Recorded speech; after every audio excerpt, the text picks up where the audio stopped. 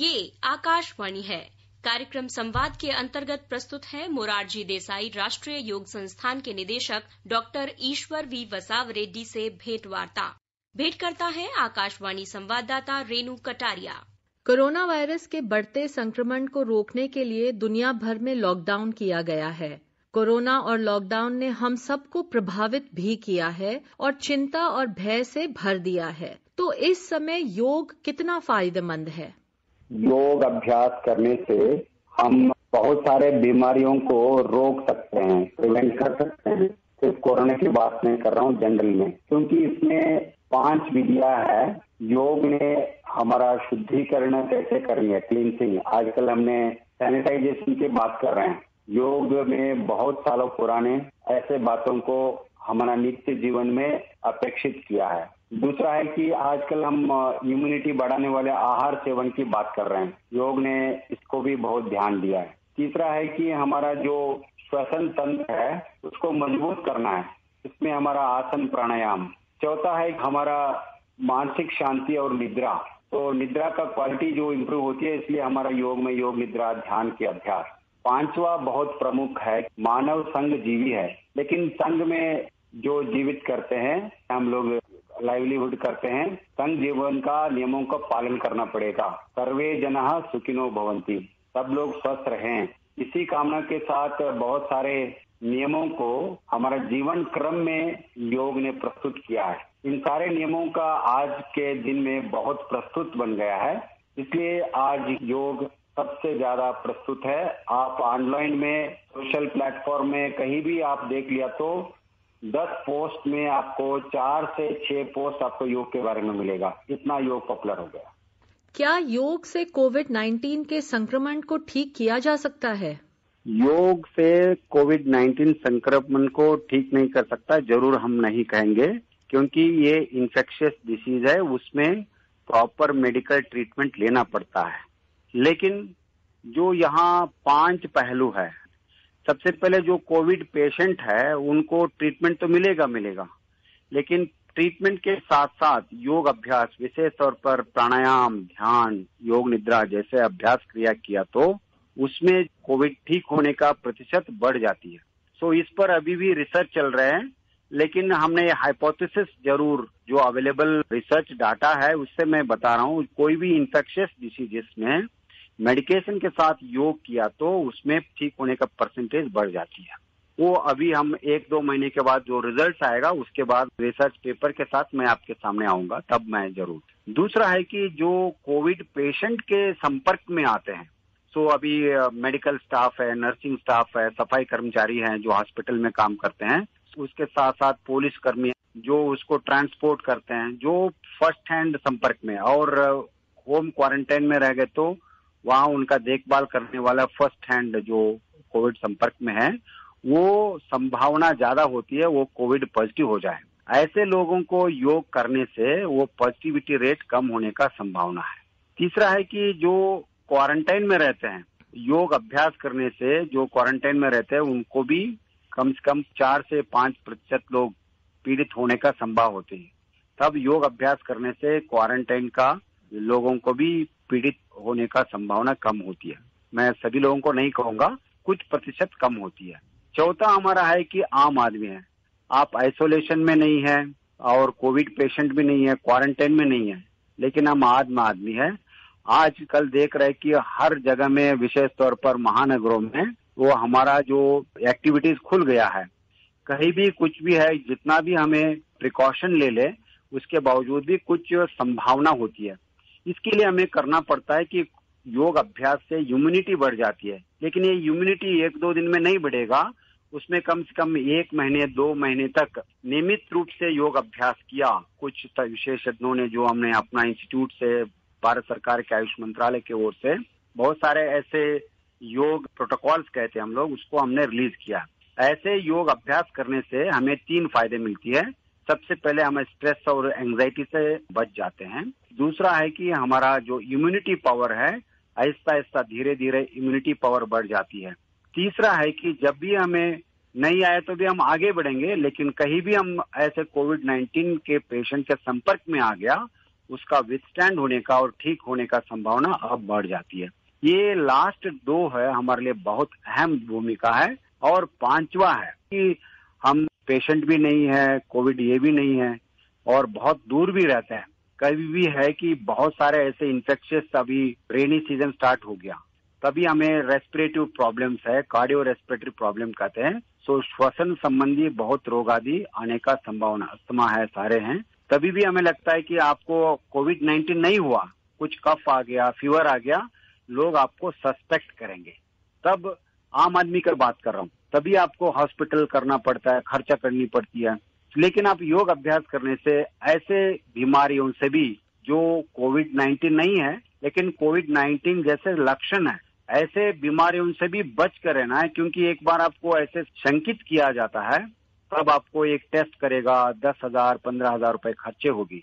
एक Covid patient आज hospital में भर्ती हो गया, सही ढंग से ट्रीटमेंट देने में 3 साढ़े 3 लाख रुपए तक खर्चा होती है सरकार के ऊपर, उनको सही ढंग से देखभाल किया तो इतने सारे खर्चा हम बचा सकते हैं। मैंने बहुत सिस्टमेटिक ढंग से कोविड-19 पेशेंट को योग का जरूरत नहीं होगा, लेकिन ये 5 तरीका के जो लोग हैं उसमें आजकल योग का जरूरत बन गई है। जी, हम यहाँ पर इम्यूनिटी की बात कर रहे हैं, तो कौन सी ऐसे योग आसन हैं जो श्वसन तंत्र को मजबूत कर रोग प्रतिरोधक क्षमता को बढ़ाते हैं? 2 तरीका है। एक तो अभ्यास है, अभ्यास में योग अभ्यास क्या क्या करनी है, उसके साथ साथ हमारा आहार और अभ्यास दोनों ही हमारा इम्यूनिटी में समांतर में। आपने आहार किया लेकिन कुछ योगाभ्यास नहीं किया, तभी आपका इम्यूनिटी इतनी परसेंटेज बढ़ती नहीं है। लेकिन आपने योग अभ्यास कर रहे लेकिन आहार पर ध्यान नहीं दिया, तो तभी भी आपका इम्यूनिटी बढ़ती। इसलिए आयुष मंत्रालय ने कौन कौन सा आहार सेवन करना चाहिए उसका कुछ सूची रिलीज किया है, उसको थोड़ा सा पालन करने के लिए मैं निवेदन करता हूँ।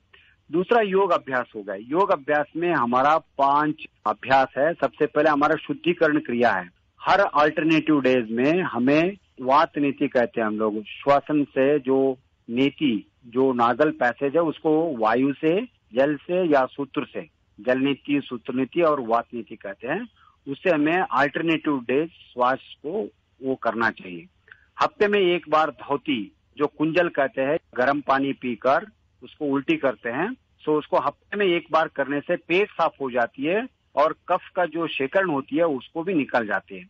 तीसरा है कि हर रोज हमें कपालभाति 1 मिनट या 2 मिनट या 3 मिनट तक, जिन लोगों को एसिडिटी नहीं है, हाइपर एसिडिटी नहीं है, पेप्टिक अल्सर नहीं है, जिन लोगों को हृदय बीमारी नहीं है, वो लोग जरूर कपालभाति करें। ये ग्रुप हो गया हमारा शोधन क्रिया, नेति, दौती, कपालभाति। ये 3 क्रियाओं को विशेषज्ञों के मार्गदर्शन में नियमित रूप से करने से हमें बहुत सारे ऐसे इन्फेक्शियस को हम रोक सकते हैं। दूसरा है हमारा योगासन। कुछ योगासन है हमारा, उष्ट्रासन है और वक्रासन है, गोमुखासन है, उत्तान मंडूकासन है, भुजंगासन है, शलभासन। कुछ खड़े होकर हम करते हैं कि अर्ध चक्रासन है, पार्श्व कोणासन है, सिंहासन है, बैठकर कर सकते हैं, और धनुरासन, सेतुबंधासन, पवन मुक्तासन, मार्जरी आसना, मरकट आसना, ऐसे बहुत सारे आसन हैं हमारा श्वसन तंत्र को मजबूत बनाते हैं। और उसके साथ साथ हमारा तीसरा योग अभ्यास क्रम है कि प्राणायाम और ब्रीदिंग एक्सरसाइजेस।